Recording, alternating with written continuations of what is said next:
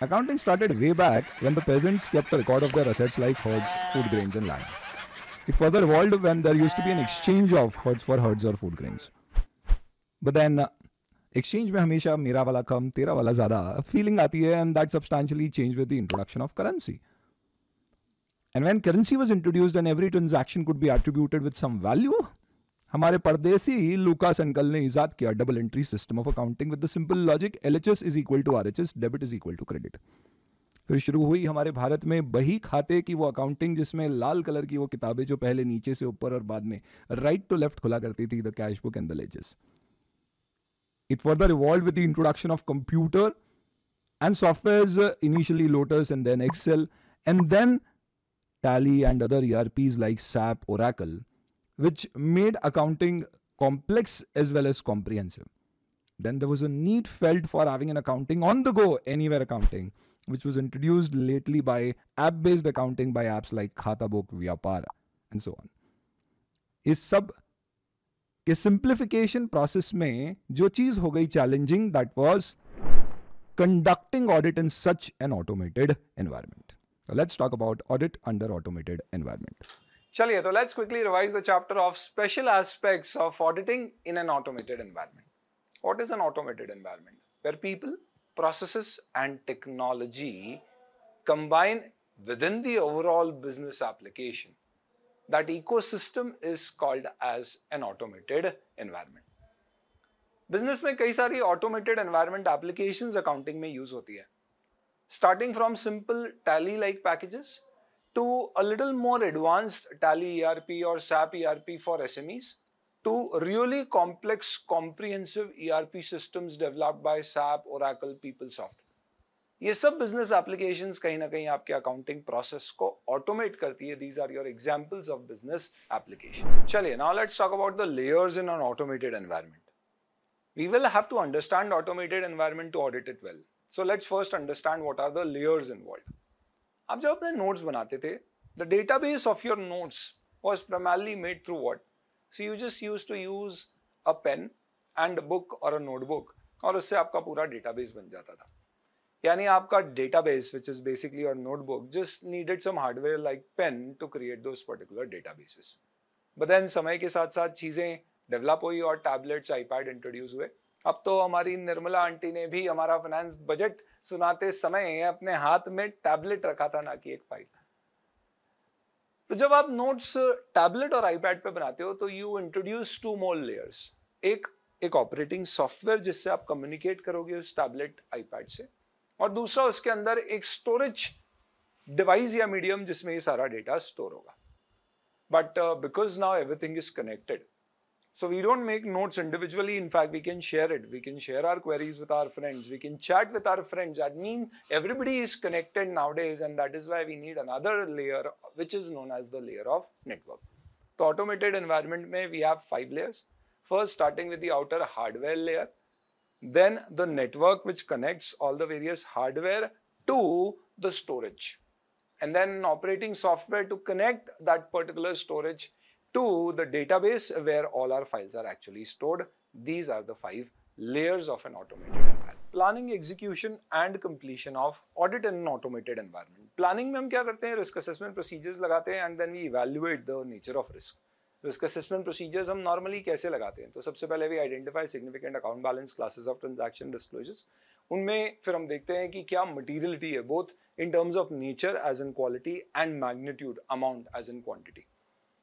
उसके बेसिस पे then what we do is we will identify what possible assertions are coming out of those account balances, transactions and disclosures, and in that what is the possibility of misstatement and what are possible source of misstatement. क्योंकि हम automated environment की बात कर रहे हैं, हम specifically बात करेंगे क्या IT systems हैं जो risk pose करते हैं हमारे इन assertions पे.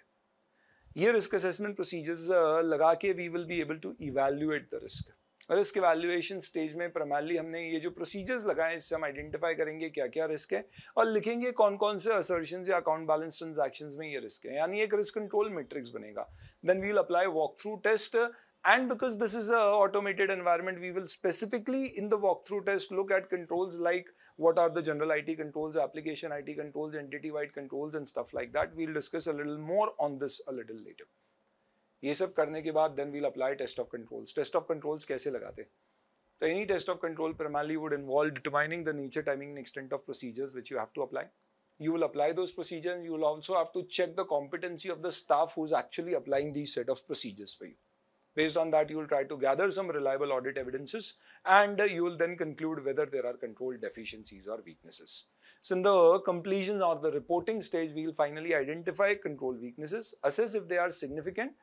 If not, we will just issue an internal control memo to the management. लेकिन अगर वो significant है तो फिर हमें those charged with governance, remember SA 265, and हो सकता है audit report में remember internal financial control reporting में internal control की इन weaknesses को अगर significant है तो report करना पड़े. हो सकता है कि इसके कुछ remedial actions भी हमें management को propose करना पड़े.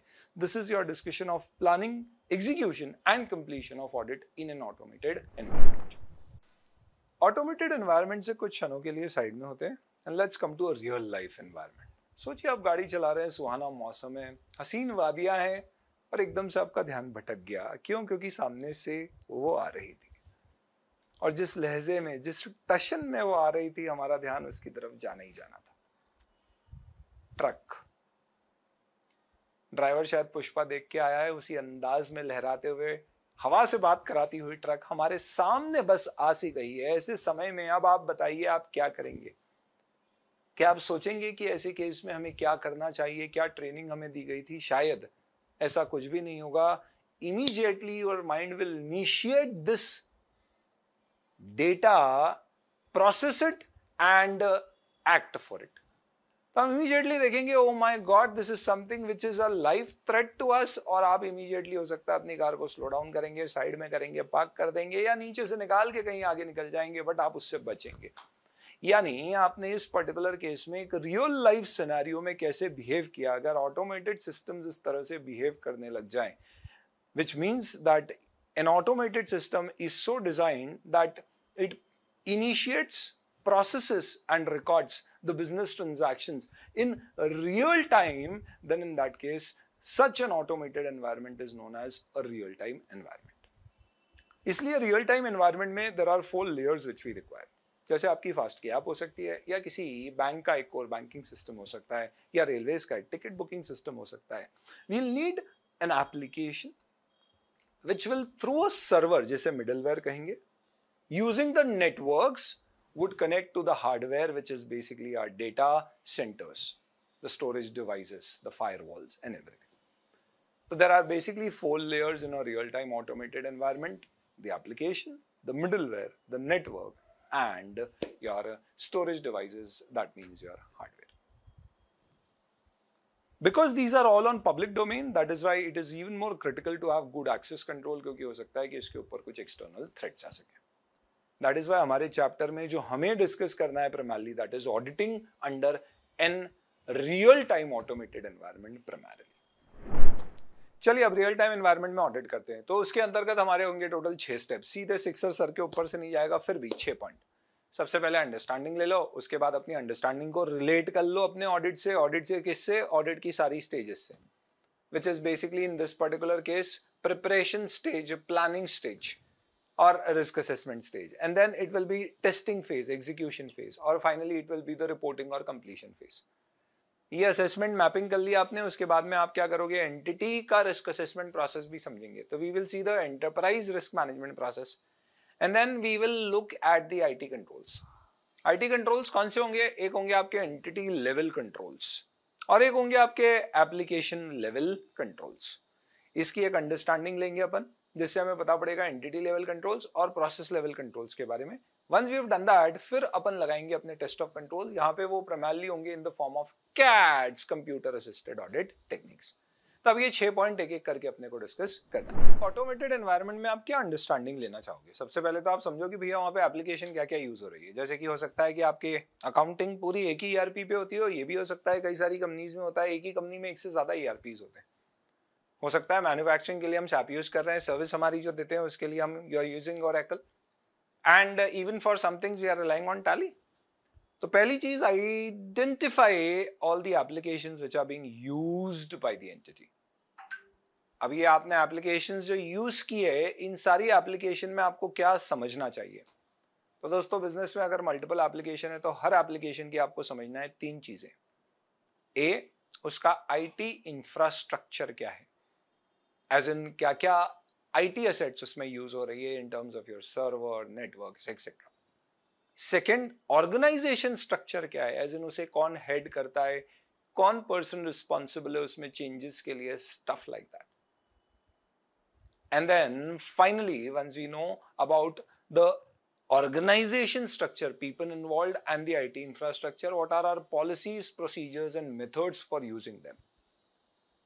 Auditor is responsible to document each and everything of this in his documentation under SA 230, where even he will document what IT risk does he foresee in all these applications. Point number 1, obtaining an understanding of the automated environment under a real-time environment scenario.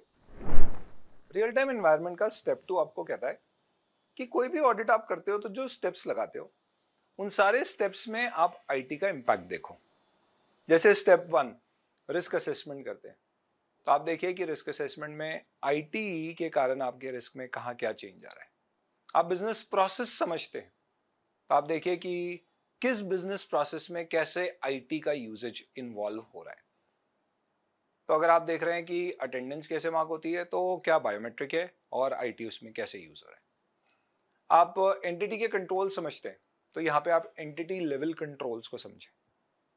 Control का assessment करते समय normally audit में हम check करते हैं pervasive controls क्या हैं, company में किस तरह के ओवरऑल कंट्रोल्स हैं, as in governance controls, as in controls with respect to let's say involvement of TCWG and stuff like that। वैसे ही आप IT में देखिए कि क्या परवेजिव जनरल IT कंट्रोल्स आपने लगा रखे। फिर आप इन कंट्रोल्स के बेसिस पे डिसाइड करते हो कितना नेचर, टाइमिंग और एक्सटेंट ऑफ ऑडिट प्रोसीजर आपको लगाना है, further audit procedure. Accordingly general IT controls के असेसमेंट के बेसिस पे आप डिसाइड करिए कि आपको टेस्ट ऑफ कंट्रोल्स कितने लगाने। Finally sufficient appropriate audit evidence मिले या नहीं, ये डिपेंड करता है हमारा कंट्रोल रिस्क असेसमेंट कैसा रहा और कंट्रोल की टेस्टिंग से क्या आउटकम आया, इससे हम डिसाइड करते हैं और कितने टेस्ट ऑफ डिटेल लगेंगे। तो आईटी एनवायरनमेंट में हम देखेंगे कि जनरल आईटी कंट्रोल्स का हमारा जो आउटकम आया है उसके बेसिस पे हम डिसाइड करेंगे कि हमें कितनी कैड्स या कितनी डेटा एनालिटिक्स टाइप के टूल्स लगा के ऑडिट एविडेंसेस गैदर करने हैं। This is step 2, correlating every phase of audit cycle with IT involvement into that phase. ऊपर से नजारा क्या कभी आपको बहुत खूबसूरत लगा है, और जब आपने नीचे उतर के देखा और गहराइयों में झांकना शुरू किया तो आपको मालूम पड़ा कि कुछ चीजें दूर से ही खूबसूरत होती है। This is step 3, enterprise risk management. क्या आप बात कर रहे हो सर? एक ऑर्गेनाइजेशन में टॉप मैनेजमेंट को कई बार लगता है that everything is looking out to be wonderful, it's all rosy rosy, pinky pinky in my company, we are doing very well. But then when you actually get down to the operational level, you get down to meet people who are actually doing the job, you'll get to know there are problems, they need solutions, attention. An entity which has a process in which the flow of information can be such that information which leads to any kind of risk can be classified and on timely basis be reported to the people to whom it matters, so that they them can take remedial actions and immediately mitigate the risk and keep on monitoring it. This is the process of enterprise risk management. Sir क्या बातें बोलिए, वाह वाह वाह वाह वाह। तो दोस्तों सबप्राइम क्राइसिस आपने सुना होगा, कई सारी bank housing loan come rate of interest पे सेफ्टी को देखते हुए देने लग गई और उसमें बड़ी बड़ी bank including Lehman brothers, Blackstone दिवालिया हो गई। Citibank was on the verge of corruption, collapse. But Goldman Sachs, JP Morgan were the banks who could save themselves. Why? Because they have a system in which what they do is every particular product which they launch, Goldman Sachs has a process of fortnight review. और कोई भी उनका product अगर एक Fortnite में loss में जाता है, that is something which is immediately to be reported to the top bosses and they have to take immediate corrective action। जब उन्होंने देखा कि ऐसे हमारे हाउसिंग लोन, सब प्राइम क्राइसिस, सब प्राइम लोन्स में ऐसा आ रहा है, उन्होंने इमीडिएटली उस पर ब्रेक लगा दी। Do you know why do we have brakes in the cars? So that we can really go fast. because we don't have the fear of not being able to stop ourselves. But you should know when to apply those brakes. Enterprise risk management क्या करता है? Risk is what? Probability of an event happening which will prevent the business from achieving its objective. How do I mitigate risk? PT करी होगी school में आपने. Basically by using people, process, tools and techniques to identify, assess, evaluate, mitigate and monitor the risk in the entity. तो risk management process क्या है? Normally आप समझिए एक सर्जिकल स्ट्राइक मुझे करनी है तो मैं क्या रिस्क मैनेजमेंट प्रोसेस फॉलो करूंगा? I know for a fact that my objective in this particular case is to go there, do a strike to the terrorist and come back. So I will define my objectives and goal. I'll identify what problems may arise. I'll see what are the chances of those problems arising in. और फिर मैं कुछ remedial actions लूंगा और देखूंगा कितना risk बचा है, क्या इतने बचे हुए रिस्क में can I take that particular task and complete it? If yes, I'll do it. This ideally is a 5-step risk management process. Normally, risk management process would include risk assessment procedures wherein you'll identify risk by applying various procedures, which you can see here. ऐसा नहीं है कि आपको अपना risk management process खुद develop करना पड़ेगा. जैसे कि if you want you can use the COSO framework, जो आपके control environment, control activities, entities risk assessment procedures, information systems and monitoring तरह के कंट्रोल्स हैं. They have been prescribed by, and we have to discuss those particular things later, by the COSO framework. आप वो framework use कर सकते हो. International organizations of standard also has developed 31,000-2008 framework which prescribe proper risk management tools and frameworks. इसके अलावा companies act की भी requirement है कि आपकी रिस्क मैनेजमेंट पॉलिसी हो जिसमें आप बोर्ड ऑफ डायरेक्टर्स को इन्वॉल्व करके आपकी पॉलिसी को वेबसाइट या दूसरे माध्यम से शेयर करें और लोगों को बताएं कि आप कैसे रिस्क मैनेज करते हो. ये सारी चीजें मैनेजमेंट की जिम्मेदारी है. ऑडिटर को एंटिटी का रिस्क असेसमेंट प्रोसेस असेस करना पड़ेगा. Now, auditor has understood the entity, related the risk relating to every business process and also understood the enterprise risk management process. इसके बेसिस पे अब आप IT रिस्क असेस कर सकते हो. IT के रिस्क को आपको 3 लेवल पे असेस करना है. EPL, IPL नहीं, EPL, which is at entity level, which is at process level and at every layer of automated financial, in fact automated environment, which means database level, network level and so on. Entity ने इन controls के लिए किसी प्रकार के कोई general IT controls, application IT controls या कुछ आईटी डिपेंडेंट कंट्रोल्स प्रिपेयर किए होंगे, which is something which we will separately study. चलिए, now let's talk about evaluating risk at entity level and at process levels. Entity level controls क्या होते हैं? जो पूरे ऑर्गेनाइजेशन में रन करते हैं, like blood running across every part of the body. So these controls run across every process of the entity. These could be direct entity level controls or indirect controls. We'll talk about it a little later. Let's say internal audit function is a kind of internal audit or entity level control, which is a direct entity level control running across the organization. They'll run right from the top management to the board of directors. It will run right from every particular department to every particular process of the entity. तो auditor को क्या इसकी understanding लेना चाहिए? Of course auditor has to obtain understanding of these controls. How? जैसे अपन ने first point में डिस्कस किया था कि हम देखते हैं कि भैया हमारी कंपनी में क्या क्या एप्लीकेशंस यूज हो रही हैं, उसमें क्या आईटी इंफ्रास्ट्रक्चर है, क्या उसकी पॉलिसीज प्रोसीजर्स हैं, क्या उसमें ऑर्गेनाइजेशन स्ट्रक्चर है, फिर रिस्क असेस करके डॉक्यूमेंट करते थे. सेम इसी लेवल पे एंटिटी लेवल कंट्रोल में वी विल फर्स्ट अंडरस्टैंड क्या क्या बिजनेस प्रोसेसेस मेरे यहाँ पे रन होते हैं. लेट्स से सेल्स, प्रोडक्शन, ऐसे सारे बिजनेस प्रोसेस की मैं अंडरस्टैंडिंग लूंगा. फिर मैं देखूंगा उसमें क्या इंफॉर्मेशन सिस्टम यूज हो रहा है, and then I will see कि उसके पीछे क्या आईटी इंफ्रास्ट्रक्चर, पॉलिसीज, प्रोसीजर्स हैं और उससे क्या रिस्क एसोसिएटेड है. एंड जो इन्फॉर्मेशन वो इन्फॉर्मेशन सिस्टम जनरेट कर रहे हैं वो रिलायबल है या नहीं है, उसके बेसिस पे you will decide the nature, timing and extent of your further procedures which you will have to apply. This is the system which you are going to follow as far as entity level controls are concerned. But जब मैं process level पे जाऊंगा तो process level controls में primarily when you write your answer you have to write 4 particular points, और exam में ये question पूछा गया है। प्रोसेस लेवल कंट्रोल का मतलब क्या है? कोई भी एक फाइनेंशियल स्टेटमेंट लाइन आइटम ले लीजिए, लेट्स से सेल्स, तो सेल्स के प्रोसेस में क्या क्या चीजें होती है वो पूरे के पूरे प्रोसेस की आपको जानकारी लेना पड़ेगी। A business process would involve initiating of transaction to start with, number one, then recording it, then the transaction once recorded is approved and is posted to the account balance. ये business process का part है। Auditor को क्या करना है? बहुत simple सी बात है, he has to basically apply 4 steps. Step number 1, auditor को क्या करना है? He should obtain understanding of the business process.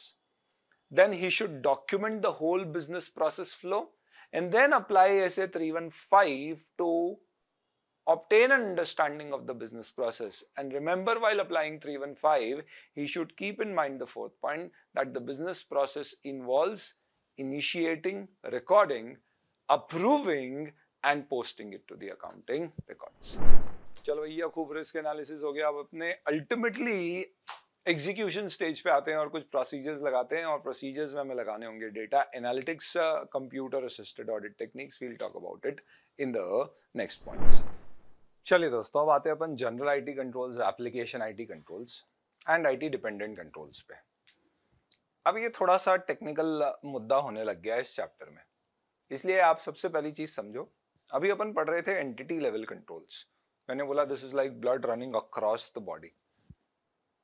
अपन वहां आईटी कंट्रोल्स की बात नहीं कर रहे थे, वो एंटिटी लेवल कंट्रोल्स थे।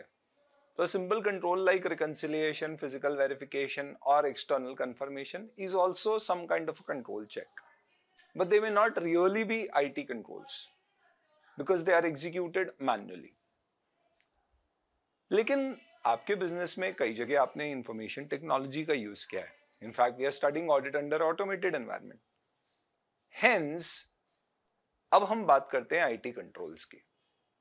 तो जैसे एंटिटी लेवल कंट्रोल पूरी एंटिटी के ऊपर लागू होते हैं, वैसे ही हमारा जो आईटी इंफ्रास्ट्रक्चर है उसमें कुछ कंट्रोल्स हमें ऐसे लगेंगे जो हमारे सारे के सारे आईटी इंफ्रास्ट्रक्चर पे, सारी की सारी आईटी की जो एप्लीकेशंस हमारी सब पे लागू होना चाहिए।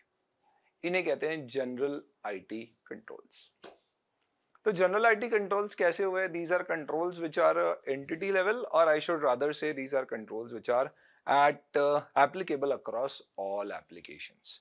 तो अगर आपके बिजनेस में एप्लीकेशन 1, 2, 3, 4 है, तो इन सारी एप्लीकेशंस पे कुछ कॉमन प्रोसेसेस लगेंगे, and that is something which is termed as general IT controls.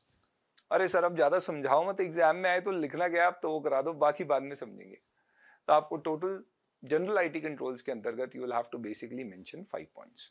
What are general IT controls? These are principally your policies and procedures which relate to many applications, and it will help support effective functioning of the application controls. तो जो आपकी ultimate applications है वो कब अच्छी चलेगी? जब नींव मजबूत होगी तो किला मजबूती से बनेगा। अगर नींव मजबूत है तो आप उसके ऊपर कितने भी बिल्डिंग्स, टाउनशिप्स, टावर्स या वेयर हाउसेस खड़े कर दीजिए, वो सब मजबूत होंगे। तो ये जो मजबूत नींव है, दिस इज मजबूत general IT controls under an IT environment. तो इसमें all in all you will have to talk about 5 matters. क्या 5 मुद्दे हैं जो आपको मेंशन करना पड़ेंगे? अब याद रखना मुश्किल हो सकता है, तो रट्टा लगाते हैं। डीपी चेंज करनी है अगर आपको, तो उसका एक्सेस, डीपी चेंज करनी है आपको तो उसका एक्सेस सिस्टम और एप्लीकेशन दोनों लेवल पे सिक्योर्ड होना चाहिए। डीपी चेंज करने की access security should be at system level and application level. सबसे पहले शुरू करते हैं डी फॉर डेटा सेंटर और नेटवर्क ऑपरेशंस। आपके बिजनेस में कितनी भी एप्लीकेशन है, पर आपका एक कॉमन सर्वर होगा, एक कॉमन नेटवर्क होगा जिसके थ्रू वो रन करते होंगे। इस डेटा सेंटर और नेटवर्क ऑपरेशंस पे आपको कई सारे कंट्रोल्स लगेंगे। कैसे कंट्रोल्स? एक ओवरऑल मैनेजमेंट, इनका बैच प्रोसेसिंग होती है या रियल टाइम प्रोसेसिंग होती है, उसका मैनेजमेंट। एक परफॉर्मेंस मॉनिटरिंग की भैया हमारे डेटा सेंटर्स का परफॉर्मेंस क्या है, अप टाइम क्या है, डाउन टाइम क्या है, बैकअप्स लिए जा रहे हैं या नहीं, बैकअप रिकवरी, अगर इन केस फेलियर हो जाता है, कहीं सिस्टम डाउन हो जाता है, तो कैसे रिकवरी होती है। अलग अलग सर्विस लेवल अग्रीमेंट्स किए होंगे आपने। बेसिकली जब भी कोई डाउन टाइम आएगा तो you would have done a service level agreement under which within a particular time frame your systems would be rebooted और they will be made live. जैसे कई बार आपने देखा होगा बैंकिंग एप्लीकेशंस में भी होता है, मैसेज आता है कि यार रात को मेंटेनेंस के लिए 2 घंटे तक हो सकता है कि आपका क्या हो, सर्वर बंद रहे। IRCTC में होता है रात को 1 घंटे तक टिकट बुकिंग नहीं होती है। They have a service level agreement wherein they do a daily maintenance check of their systems, and then obviously all this will be documented somewhere. These are all your part of data center and network operation controls, which is your point number 1. DP change यानी programme change. शादी से पहले तुम ऐसे नहीं थे, तो तुमने ही हमें बदला है। तुम ही चाहती थी कि हम ऐसे हो जाएं, पर हमें क्या मालूम था तुम ऐसे हो जाओगे, तो तुम वैसे नहीं रहोगी जैसे तुम पहले थे। हमें तो चाहिए हमारा पुराना वाला राज। तो तुमने ही राजा को राज बनाने के चक्कर में क्या कर दिया है, जमीन पर लाकर खड़ा कर दिया है। ये क्या कर दिया तुमने हमारा। कमबख्त सोचते हैं कि पहले ही तुमने मना कर दिया होता तो ठीक रहता। प्रोग्राम चेंज, कई बार हम प्रोग्राम को बेहतर करने के लिए चेंज करते हैं। कमबख्त प्रोग्राम चेंज करने का उद्देश्य ये होना चाहिए कि आपके फाइनेंशियल रिपोर्टिंग ऑब्जेक्टिव्स अचीव हो सके। That is means that objective of program change is to ensure that the modified system also continue to meet the financial reporting objective. भाई देखो, डेटा सेंटर नेटवर्क ऑपरेशन का objective क्या होगा, to ensure that production systems are processed to meet the financial reporting objective. तो हमारे system ऐसे हैं कि फाइनेंशियल रिपोर्टिंग ऑब्जेक्टिव मीट करें। तो चेंज मैनेजमेंट का प्रोसेस का ऑब्जेक्टिव क्या होगा, to ensure that modified system continue to meet the financial reporting objectives. अब क्या होता है, आपका कोई सॉफ्टवेयर है वेबसाइट के अंतर्गत, आपकी कोई पोर्टल के अंतर्गत, कोई भी ऐसी चीज है जिसका आपके अकाउंटिंग सिस्टम्स पे इंपैक्ट आता है। अब आप उसमें चेंज करना चाहते हो, तो एक बेसिक सी चीज का ध्यान रखिए कि whenever you want to do a change आप क्या करोगे। तो सबसे पहले तो हमारे यहाँ पे एक चेंज मैनेजमेंट प्रोसेस का पूरा डेफिनेशन होना चाहिए। क्या डेफिनेशन? नंबर 1, रिक्वेस्ट कौन इनिशिएट करेगा चेंज की, चेंज कौन करेगा, और कैसे इंश्योर किया जाएगा कि उसको लाइव करने से पहले it is being tested well. So we should have a process which should at least have 3 things: who will request, second, who will make the change, and third, who will test the change before it is done live. ये करने के बाद फिर अपन changes को apply करेंगे to the real life environment, live production environment में। और फिर हमें क्या करते रहना चाहिए, we should also have some process की कोई इमरजेंसी चेंज करने, कोई माइनर चेंज करने, तो ये जो नॉर्मल हमारा टीडीएस प्रोसेस है ये फॉलो ना करे और फटाफट चेंज हो जाए। तो this is all your part of change management process. अब D, data centre network operations, P, program change के बाद हमने क्या देखा, एक्सेस। इसकी एक्सेस सिक्योरिटी इंपॉर्टेंट है। तो आप बताइए किसका एक्सेस आपका रिस्ट्रिक्टेड या कंट्रोल्ड होना चाहिए, if not restricted, I mean everything. हमारे नेटवर्क का एक्सेस भी हमारे ही लोगों के पास होना चाहिए, हमारे डेटा सेंटर का एक्सेस भी हमारे ही लोगों के पास होना चाहिए। इनफैक्ट हमारे सारी एप्लीकेशंस का एक्सेस भी ऑथराइज लोगों के पास ही होना चाहिए। इनफैक्ट सिस्टम एडमिनिस्ट्रेटर एक्सेस, जो ओवरऑल सारे सिस्टम्स का एक्सेस होता है, उसके ऊपर भी मेरे स्पेसिफिक कंट्रोल होना चाहिए। इसका मतलब ये हुआ कि आपको access security at different levels apply करना पड़ेगी। It will be applied at what, let's say at data centre level और data security. You will have to apply it at application level, you will have to apply it at operating software level, you will have to apply security policies and procedures, you will have to have a system administrator who will have a overall control over all these systems and applications. You will have to have security at network level. Not just this, you should also have physical security, जैसे server वगैरह में हमारे lock and की में रखा जाता है, तो even those are to be maintained. ये सब आपके क्या कहलाएंगे दोस्तों, these are all part of your access security. D, P, change की एक्सेस सिक्योरिटी सिस्टम और एप्लीकेशन में होना चाहिए। कोई भी सिस्टम सॉफ्टवेयर आप एक्वायर करते हैं, लाइनक्स, विंडोज या .NET, कोई भी फ्रेमवर्क में आप जाते हैं या कोई भी नई एप्लीकेशन बनाते हैं, let's say for example for accounting purpose और let's say for example for employ payroll management और anything, you should have systems in place for both application as well as system process in terms of how will we acquire, how would we change if there is a need, and how will we maintain the access security over them. ये सब कुछ मिला के आपका बनता है general IT controls. एक बार आपने बढ़िया आईटी इंफ्रास्ट्रक्चर बना दिया, अच्छे जनरल आईटी कंट्रोल्स आपके बन गए। अब आपकी जितनी एप्लीकेशंस होगी उस पर आप लगाओगे एप्लीकेशन लेवल कंट्रोल। बहुत ही सिंपल सा लॉजिक है दोस्तों। एप्लीकेशन का मतलब क्या हुआ, जैसे कि हमारे यहाँ पे अकाउंटिंग होती है, तो लेट्स से बैंक के केस में कोर बैंकिंग सिस्टम में सब कुछ अकाउंट फॉर हो जाता है, but later of credit, bank guarantees, ये सब उसमें नहीं आती है। उसके लिए मैं भी हो सकता है कोई एक दूसरी एप्लीकेशन में मैनेज करता हूँ। हमारे एम्प्लॉय की पेरोल के लिए भी मैंने कोई नया सेपरेट सॉफ्टवेयर यूज करने की बात कर रखी है, या मैं दूसरा सॉफ्टवेयर यूज करता हूँ। इन सारी एप्लीकेशन में क्या कंट्रोल होना चाहिए जिससे कि आपकी अकाउंटिंग सही हो। हमारा अल्टीमेट ऑब्जेक्टिव तो फाइनेंशियल रिपोर्टिंग के ऑब्जेक्टिव्स अचीव करना है। तो सिंपल सी बात है, any particular application should have control which ensures that the transactions which are initiated, recorded, processed and reported are accurate, they are correct। तो जैसे अपन ने प्रोसेस लेवल कंट्रोल में देखा था कि हम चेक करते हैं कि every process should properly initiate the transaction, then it should record it, then it should authorise it and then post it to your accounting systems.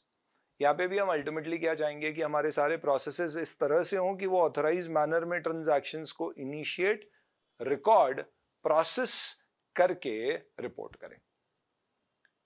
इसमें क्या किया जाता है, अलग अलग तरह के चेक्स लगाए जाते हैं। अगर अपन थोड़े एग्जाम्पल्स के फॉर्म में बात करें तो लेट्स से फॉर एग्जाम्पल, आप अगर किसी पर्टिकुलर एम्प्लॉय की पेरोल प्रोसेसिंग के लिए आपने एक पूरा सॉफ्टवेयर बना रखा है, तो उस सॉफ्टवेयर में कई प्रकार के कंट्रोल्स होंगे।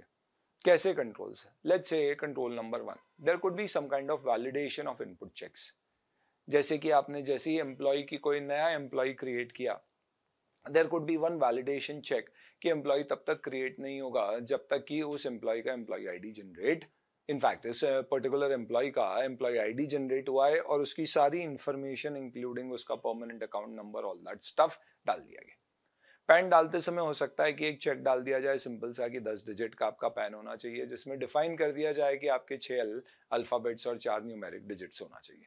एंटर करते समय ऐसा नहीं किया तो वो खुद ही डेटा थ्रू आउट कर देगा, बोल देगा आपको कि भैया इसकी डिटेल्स प्रॉपर फिल नहीं की गई। मोबाइल नंबर 10 डिजिट का होना चाहिए, 6 से कम से शुरू नहीं होना चाहिए। इस तरह के जो चेक्स डाले जाते हैं किसी भी एंट्री पॉइंट पे कोई एप्लीकेशन में, ये डेटा इनपुट वैलिडेशन चेक्स हो सकते हैं। There could be edit checks, एक बार डेटा डाल दिया तो उसके बाद चेंज किया जाएगा नहीं। There could be a sequence check which means कि सीरियल ऑर्डर में चीजें जनरेट होंगी। जैसे कि कई जगह ऐसा होता है जहाँ पे सरकार क्या करती है, पहले पाए पहले वाला सिस्टम अप्लाई करती है। तो गैस एजेंसी में आपने गैस बुक करी है तो आपकी बुकिंग जिस सीक्वेंस में हुई है उस सीक्वेंस में आपके यहाँ पे डिलीवरी होगी। तो ऐसे सिस्टम बना रखे हैं कि कोई भी गैस एजेंसी अगर लेट बुकिंग को पहले डिलीवरी करता है तो that is something which will be prompted कि भाई पुरानी बुकिंग पेंडिंग है और आप लेट बुकिंग को पहले प्रोसेस कर रहे हैं। It could be a sequence check. There could be limit checks, as in normally limit numbers लगाए जाते हैं। Reasonableness check, as in basically आपको ऐसे, जैसे मैंने बोला मोबाइल नंबर, तो मोबाइल नंबर 10 डिजिट का होना चाहिए। This is basically a data validation check, इसमें सिर्फ नंबर्स होना चाहिए। एक रीजनेबलनेस चेक, मुझे मालूम है भारत में कोई भी मोबाइल नंबर 6 के कम के डिजिट से शुरू नहीं होता है, तो I can put a reasonableness check कि भैया नंबर क्या होना चाहिए, it should be more than 6 9 zeros and it should not be more than 9 or 10 times 9। Then mandatory data field check, normally आप देखते हैं कहीं पे भी ऑनलाइन कहीं एप्लीकेशन में फॉर्म वगैरह भरते हैं तो कुछ फील्ड्स मैंडेटरी होती है, कुछ नहीं होती है। सेम उस लॉजिक पे, जैसे कि फॉर एग्जांपल आईसीआई में आप रजिस्टर करोगे एज अ स्टूडेंट तो हो सकता है कि वहाँ पे mobile number, email ID mandatory हो, तो स्टफ लाइक दैट। ये सब तरह के कंट्रोल जब आप एप्लीकेशन में इनबिल्ड करते हैं, these are known as application level controls. अब आप बताइए दोस्तों, जनरल और आईटी एप्लीकेशन कंट्रोल्स में क्या जरूरी है? तो both of them are necessary. Strong नींव होगी तभी किला मजबूत बनेगा। अच्छे जनरल आईटी कंट्रोल्स होंगे तो ये एप्लीकेशन आईटी कंट्रोल्स फ्लरिश कर पाएंगे। So we would rather say that what is the relationship between these two controls. We need good general IT controls for having proper application IT controls, same like we need a good control environment to have a good control activity in place। इसके अलावा आपके एक और controls होते हैं जिन्हें कहा जाता है IT dependent controls. Now what are these IT dependent controls? आप यूं समझ लो दोस्तों कि आईटी इंफॉर्मेशन टेक्नोलॉजी से जो डेटा इंफॉर्मेशन आपकी जनरेट हो रही है, क्या आप उस इंफॉर्मेशन को निकाल के उस पर कोई मीनिंगफुल एनालिसिस कर सकते हो? तो लेट्स से फॉर एग्जांपल हमारे यहाँ पे एक सिस्टम है जिसके अंतर्गत हमारा पूरा प्रोडक्शन ऑटोमेटेड है। हमारी परचेजिंग से लेके store keeping, record, production, output, sale सब ऑटोमेटेड है, सारा डेटा जनरेट होता है। पर उसके बावजूद भी हमारा एक एनालिस्ट बंदा बैठा रहता है जो ये पूरे डेटा को निकाल के देखता है कि नॉर्मल लॉस का रेशियो क्या है, क्या नॉर्मल जो रेशियो है हमारा उससे ज्यादा तो नहीं है, और ज्यादा है तो क्यों है, उसको एनालाइज करता है। तो आपके आईटी सिस्टम से जो डेटा जनरेट हो रहा है उस पर आप मैनुअल चेक्स लगा रहे हो, एनालिसिस कर रहे हो, these are known as IT dependent control. So using the information generated from your IT systems and manually basically further analyzing them to identify what possibly or where possibly risk may exist is something which is termed as IT dependent controls. Now let's come to a very important point, data analytics. दोस्तों अभी आपने क्या समझा कि entity ने general IT controls और अपनी सारी एप्लीकेशन पे आईटी कंट्रोल्स इंस्टीट्यूट की. इसके बाद आपने इन दोनों की रिलेशनशिप समझी and then we talked about IT dependent controls. जब मैंने कहा आईटी डिपेंडेंट कंट्रोल्स का मतलब है आईटी ने जो इंफॉर्मेशन जनरेट करी है उस डेटा को यूज करके उस पर कोई मीनिंगफुल एनालिसिस कर रहे हो आप, तो ये आपका आईटी लेवल कंट्रोल है. क्या ऐसा बोलते समय आपको अपने दिनों की याद नहीं आ गई जब आप आर्टिकल थे क्या सर अभी भी हैं, और आप डेटा मांगते थे मैनेजमेंट से जो उनके ईआरपी या सॉफ्टवेयर जनरेट करते थे और उस डेटा से एक्सेल स्प्रेडशीट्स पर अपने खुद के कोई पाइवेट वी लुकअप एनालिसिस करते थे. आपको पता है दोस्तों जाने अनजाने में ये आप क्या कर बैठे हो, डेटा एनालिटिक्स लगा बैठे हो. क्या बात कर रहे हो सर, ये तो हम करते आए हैं. जी हाँ, ये वही है और कुछ भी नहीं. What are data analytics? Data analytics is basically an analytical process. It is a process of analysis. इसका बेसिक ऑब्जेक्टिव क्या है, इसका मतलब क्या है? The meaning of this particular thing is that the information which is generated and prepared using your IT systems, that raw data is using certain process tools and techniques, simple could be like Excel, VLOOKUP, pivot, is further analyzed. So in an automated environment, what will happen is there would be various insights which would be available for us.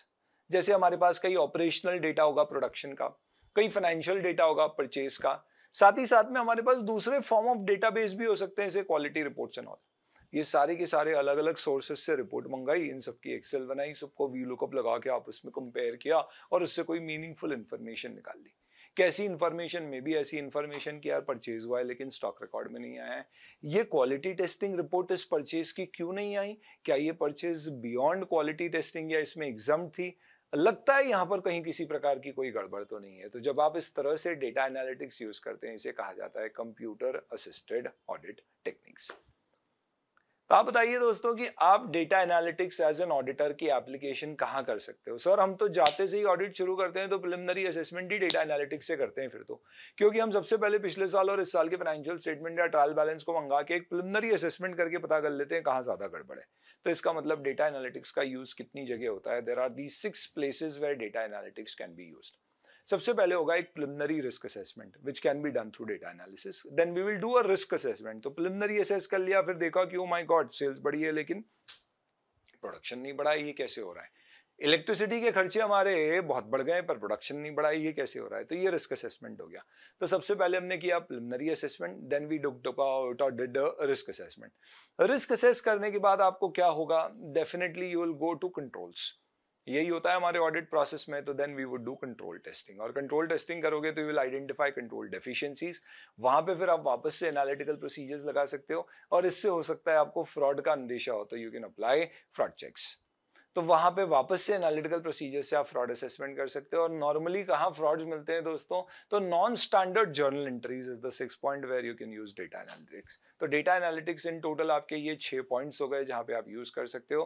Preliminary, then risk assessment, control testing and deficiencies of control के ऊपर testing, fraud assessment और उसके basis पे non standard journal entries का assessment. This is your application of data analytics. अब sir data analytics अगर हमें लगाना है तो हम कैसे लगाएंगे? तो आप लॉजिकली बहुत सिंपल सी बात बताओ कि आपको सैप का या ईआरपी का या टैली का डेटा निकालना है और उसको एक्सेल में लाके उस पर वीलुकअप लगा के क्रॉस चेक करना है. तो आप खुद क्या करते हो? सबसे पहले तो हम समझते हैं कि हमारी कंपनी का डेटा मेंटेन सैप ईआरपी कौन से ईआरपी में हो रहा है, सैप में है या ओरेकल में है या टैली में है या मैनुअल है. ऑब्वियसली बात है आईटी बेस्ड है तो ही हम यहाँ पे डिस्कस करेंगे. तो सबसे पहले we will understand the business environment where IT is being used.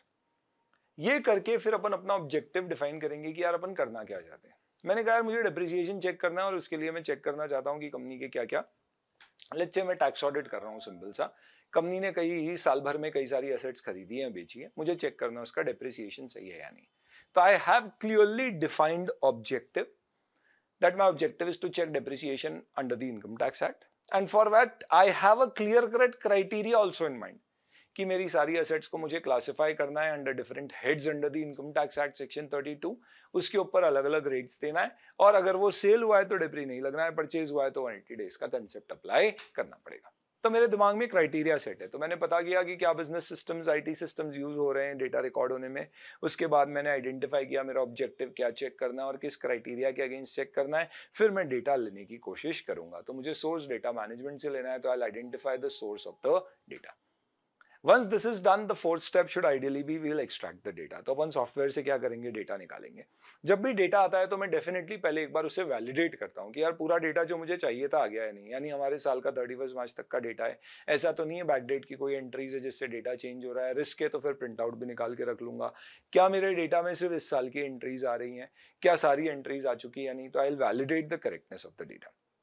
Once I have verified the completeness, accuracy of the data, then the criteria which I had identified, उससे मैं क्या करूँगा, डेटा को segregate करूँगा। सेल कितनी हुई है, purchase कितनी less than 180 days है, more than 180 days है, तो I'll apply my criteria, और उस criteria को apply करके फिर मैं मेरे results निकाल के validate करूँगा। तो जो भी मेरा डेप्री आएगा मैं क्रॉस चेक करूंगा कि यार जिसमें कोई एडिशन डिलीशन नहीं हुए हैं, क्या डिप्रिसिएशन के रेट के हिसाब से सही आ रहा है, मेरे से कोई कैलकुलेशन एरर वगैरह तो नहीं हो गई। तो I will validate the final answers और results which I have got, और फिर मैं उसे डॉक्यूमेंट करके देख लूंगा कि भैया जो मैनेजमेंट ने किया और जो मेरा है सही आ रहा है या नहीं, और क्या कंक्लूजन्स है, is the depreciation charges appropriate और नॉट। दोस्तों बातों ही बातों में आपने क्या डिस्कस कर लिया, steps involved in data analytics. These are the 8 octopus steps which you will have to follow in data analytics.